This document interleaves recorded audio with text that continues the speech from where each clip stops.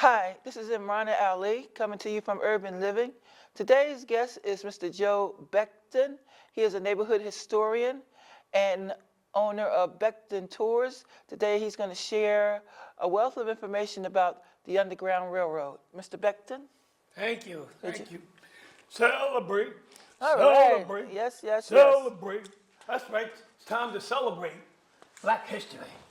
It's February again, and we're here to tell more of our stories. What's most important, of course, is that we tell our stories. When other people tell our stories, they distort it. They get it confused. For instance, today we're going to talk about the Underground Railroad. So where do you think the Underground Railroad starts? What do you think the Underground Railroad is? I think so many people misunderstand. So where does the Underground Railroad start? Starts in Africa. Involved with wars with different tribes and different groups fighting each other, and they sell their enemies into slavery. So we get on the ships, and then what happens when we get on the ships? We start fighting. And that's the essence of the Underground Railroad. You say you never heard of that. You never heard of the Creole, the ship the Creole? They never heard of the antelope? The antelope? You never heard of the antelope? Come on, I know you heard of the Amistad. Oh, I thought you probably heard of that. That was in the movies. Sometimes we have to get our history from the books and not from the movies. But we'll talk more about that anyway. Now, the Amistad, you remember there was a young man there named Sin Q. And Sin Q figured out a way to get all the machetes. See, on this particular ship, they had about 50 enslaved people and numerous machetes they were going to sell in America. Sin Q managed to get the machete box open, pass the machetes out, and they killed all the sailors except 2. Now, Sin Q, by the way, he's a young man. He's only like a teenager. And they killed all the people who know how to sail the ship. And she take us back to Africa. So you know where they took them? Long Island. They took them to New York. See, well, they were young. I guess you didn't really know where they were going. Well, who would know? You were in the ocean, right? So nonetheless, they end up in New York and quite naturally in jail. But they ended up with a very special lawyer. Right? Now, this is the 1830s. Don't think that this is the beginning of slavery. This is in the middle of slavery, 1830s, right? And the guy's name, he was at once a president of the United States, John Quincy Adams. And he took on being their lawyer. And he argued their case and won them their freedom, the Amistad victims. Now, what does that have to do with Philadelphia? What does that have to do with you? Everything. Number one, they paid for the trial by the people who lived in Philadelphia, named the Purvises. That's right. Robert Purvis and his brother, you know them, the Purvis brothers, yeah. You remember them? Their son was a doctor. You don't remember. Oh, I know why you remember them. Their wives, both Joseph and Robert, married Fortons. Harriet and Margaret Fortin. Everybody knows the Fortons of Philadelphia. Underground Railroad operators, James Fortin, sailmaker, millionaire. Well, let's go back to the beginning. That's in the middle. In the beginning, we were on them ships fighting. That's right. And sometimes we won the fight, and we never heard about it in the newspaper. We never heard about it in the history book. Of course, who won?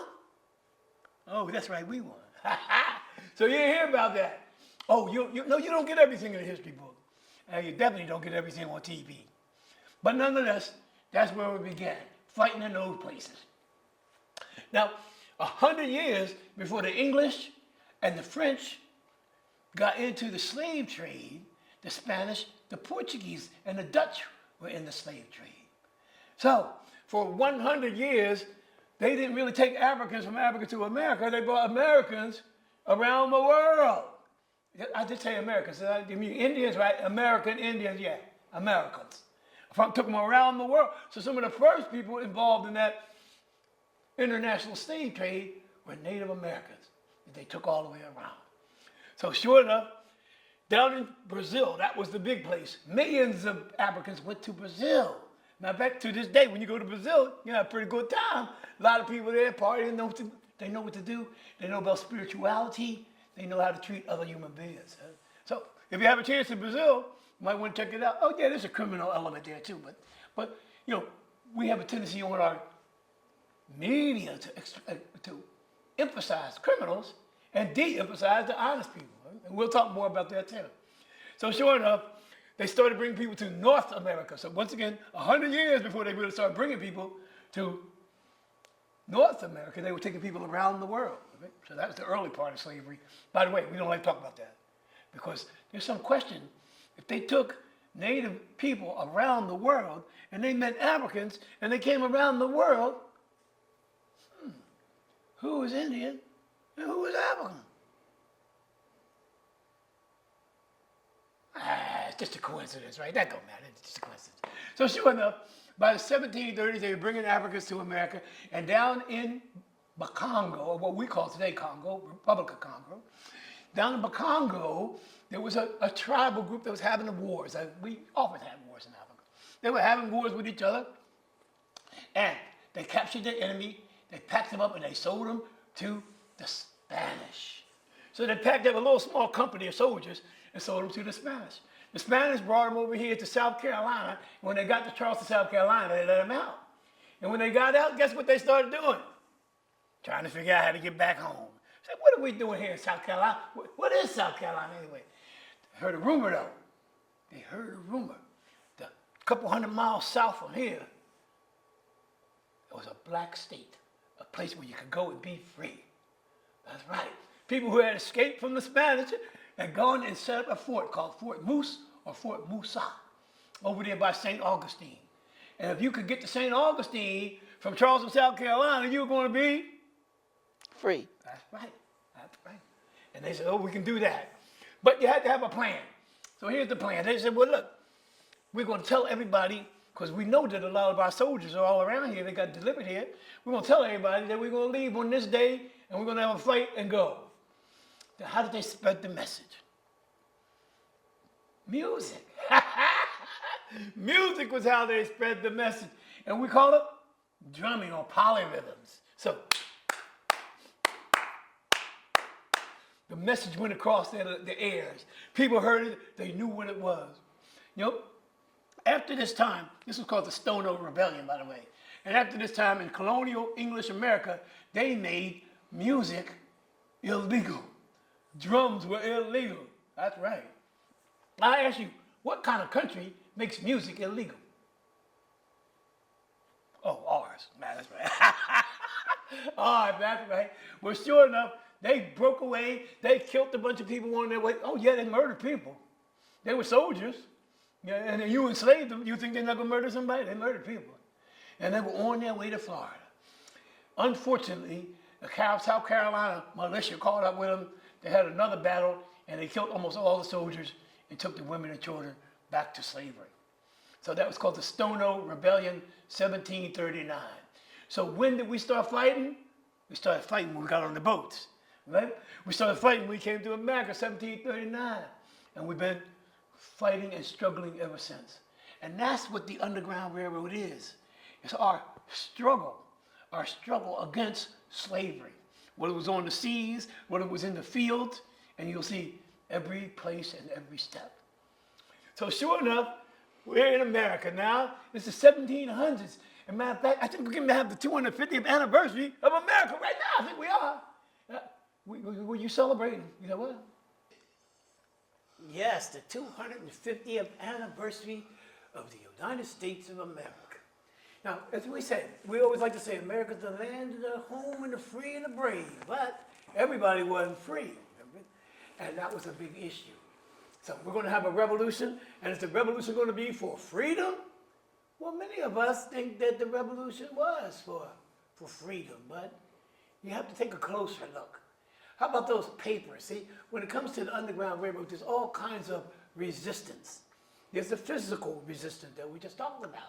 And then there was a political resistance, right?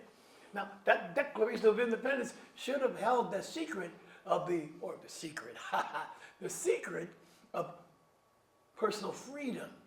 All men are created equal, endowed by the Creator with certain inalienable rights to life, liberty, and the pursuit of happiness. Now, you know the part that I like the most? The pursuit of happiness part, see? Because I like to pursue my happiness, as we all do. But the question is, how can you pursue your happiness when somebody thinks they own you? A disconnect. It can't happen, man. So sure enough, in that Declaration of Independence, we're looking high and low for those words of freedom, and we don't find it. The word freedom is not in the Declaration. As a matter of fact, as you get that Declaration, there's 21 reasons why we as Americans want to separate from the king. And way down toward the middle, it says that the king had encouraged domestic insurrection. Now, my father was a history teacher too, so I was like, all my life, domestic insurrection, I wonder what that is. I wonder who were the domestic workers. And when the domestic workers rebelled, they called it an insurrection.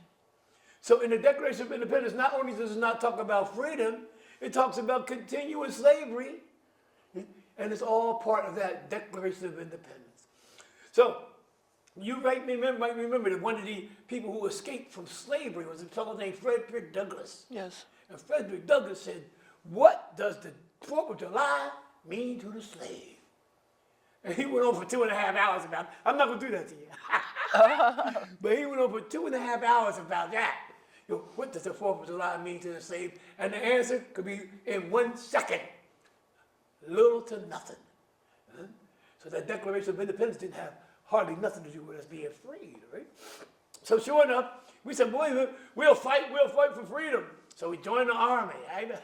We joined the army. There are 5 ways to join the army. One could be an enslaved person like Billy Lee. Billy Lee, that's what George Washington called his personal valet and slave.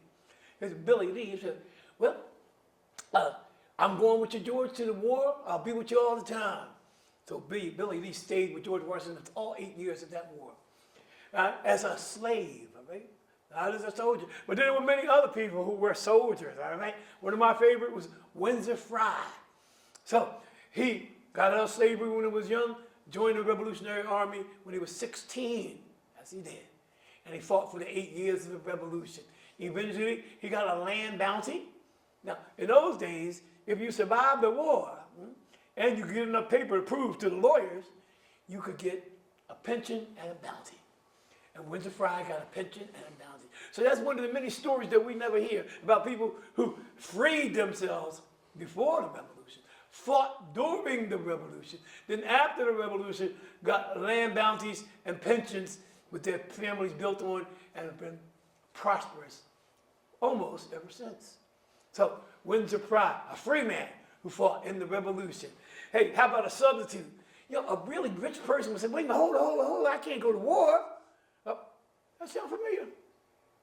I can't go to war. I mean, I'm too important. Somebody might kill me. So I'm going to hire a substitute. So a substitute could be Irish or African or even some other Eastern European.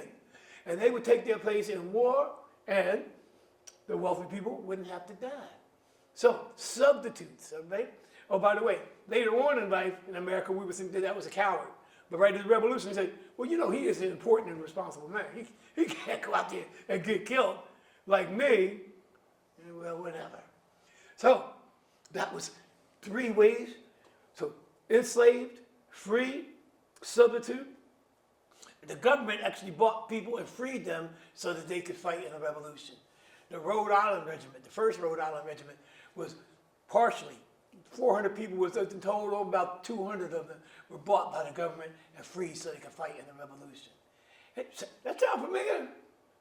People getting out of jail that don't happen very often. Not very often.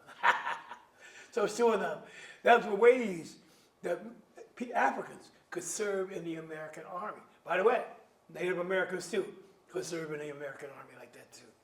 So sure enough, the revolution is over. The Americans have won. It's the land of slavery. You know, sometimes I think we listen too much to songs and not enough to what politicians are doing.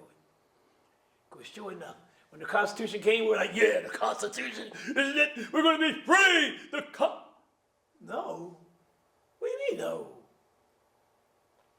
Did you realize that in the United States Constitution, they don't mention the word slavery?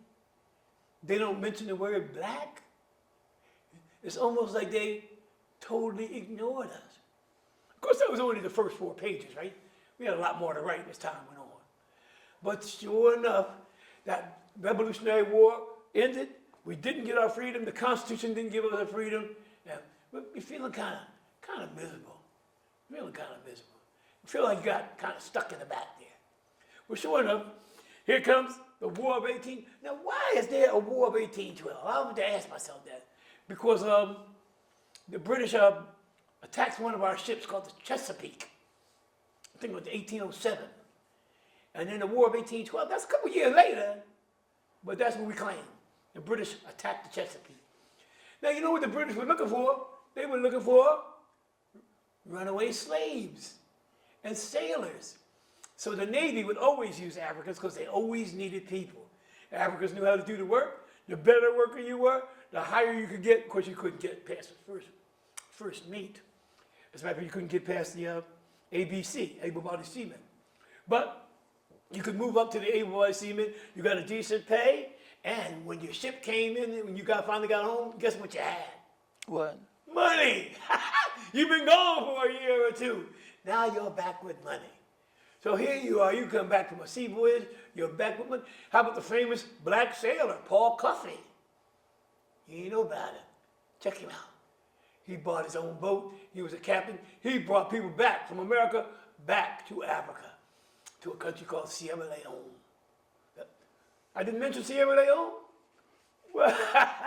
Well, you know, during the Revolution, the British said, any African who comes to fight for the king will be free. You know what George Washington said?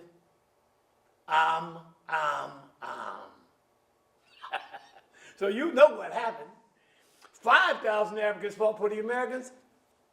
20,000 Africans left with the British. Now, you know the truth of the matter. British don't like Africans no more than Americans do, right?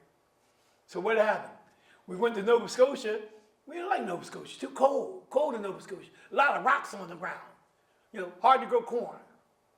So what we said, we were moving out of there. We were going to move to London. The capital of the world. London. And when we get to London, guess what happened?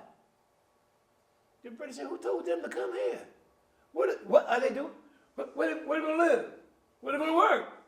Who are they going to marry? Oh, no. Not here, not in London. So the British created a special homeland for the Africans who had escaped from slavery, fought against the Americans. They made them a special homeland in Africa. Some of you are already yelling the name. I hear you all across the TV yelling the name. Sierra Leone. And what was the name of the capital? That's right, Freetown. So by 1790, some Africans who had fought against George Washington had moved to London and moved back to Africa. That's one of the many stories of our Underground Railroad and our struggle against slavery. And how often do you hear somebody say that? Hardly ever. You don't. Why? Because some people, the story makes heroes, and some people, the story makes Angry. angry. I like that. I was going to say zeros, but angry.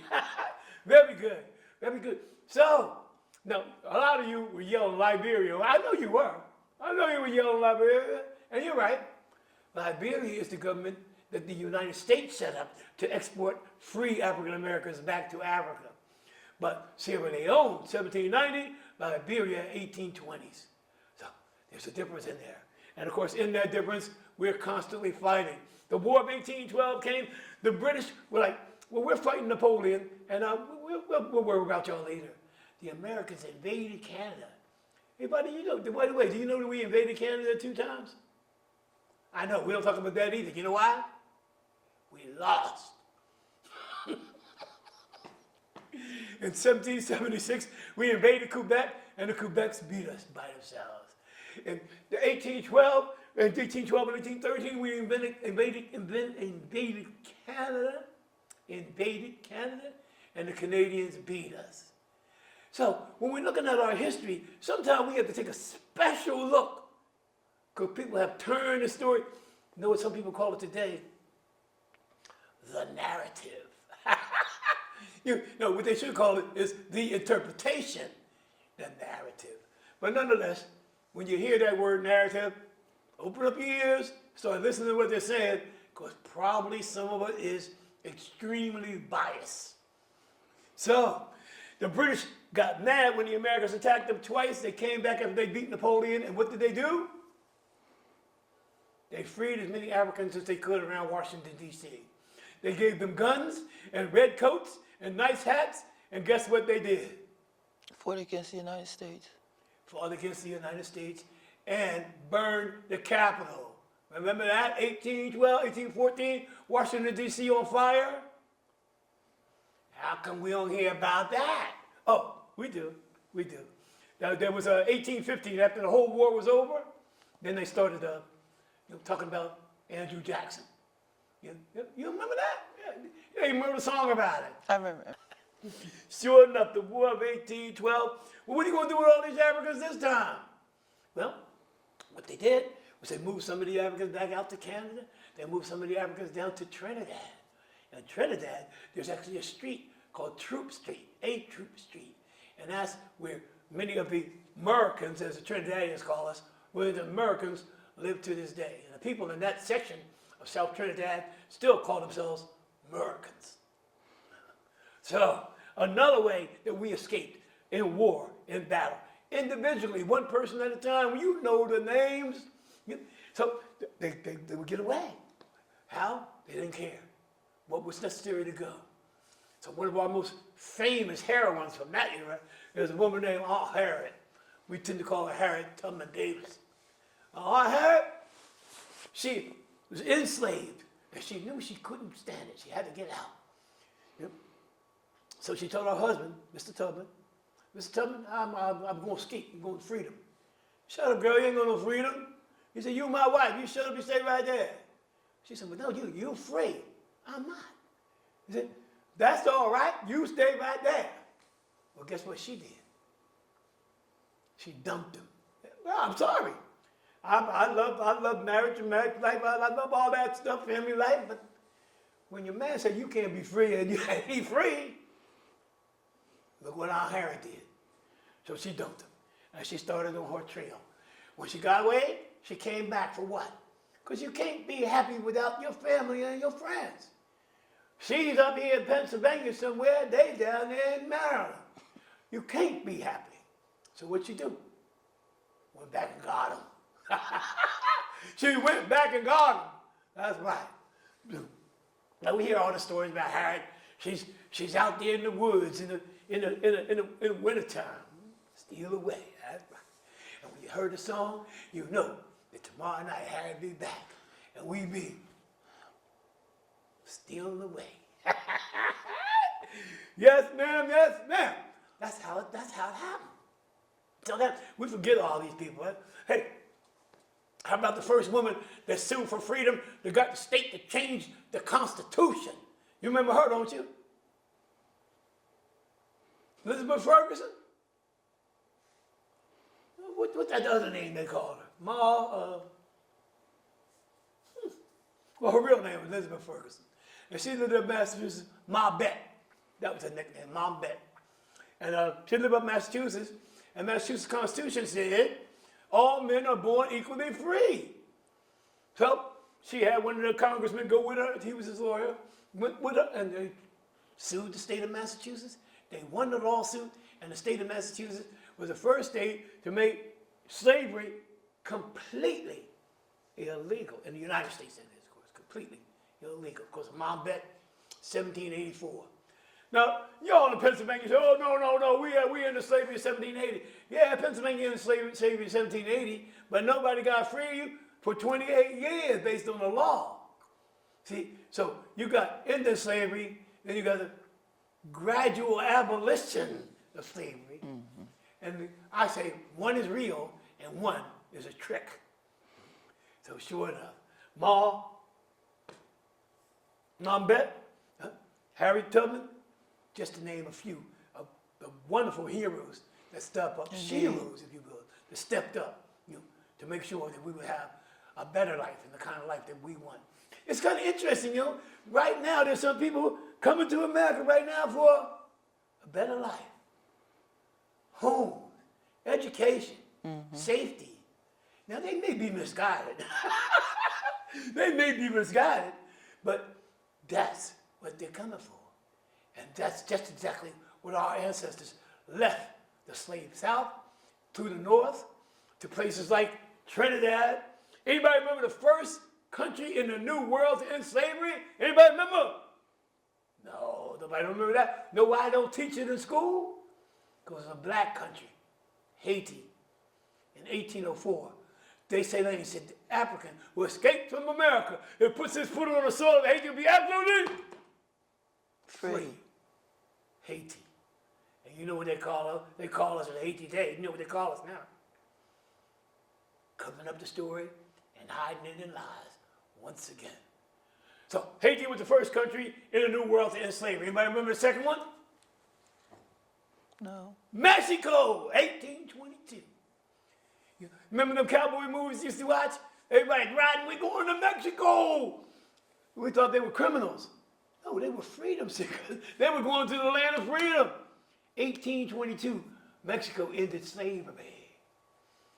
Anybody want to guess what the third one was? I know. The third one was England. England had colonies in America. So the Queen Victoria said, I don't like slavery. And she decided to end slavery in all the British colonies and territories. So that was Queen Victoria, the teenage queen. 18. Now, right here in Philadelphia, at that time, say 1830s, we had a very famous musician here, Francis Johnson. And he led his own band, marching band, concert bands, wrote music. I call him the Michael Jackson of the 1830s. And he went to England. And he went to England to meet Queen Victoria. Now, in those days, if you were a musician or artist, you had to have a patron. So, like the famous black poetess, Phyllis Wheatley. She had to write a poem about George Washington. Why? Oh, did I tell you that New Jersey was more progressive than Pennsylvania was in those days? Yeah. In 1776, New Jersey said women and Africans could vote. Okay, I got a gospel song that I wrote. Did they know? Hi, this is Imrana Ali coming to you from Urban Living, and that was Mr. Joe Becton with a fabulous presentation regarding the Underground Railroad. And I'd like to thank you, Mr. Becton. Thank you for having me. It's wonderful, and I just want to remind everybody, celebrate Black history. It's not a story of defeat. It's a story of victory. How we broke through every barrier. Schools, education, churches, government, wars. We broke through every barrier to be here where we are now. And we'll break more barriers to continue into the future. So, in a phrase, our story, the story of Africans in America, is the story of freedom. We define freedom as we fought for everything that we ever received. So remember that. It's not a story of defeat, but in fact, a story of victory.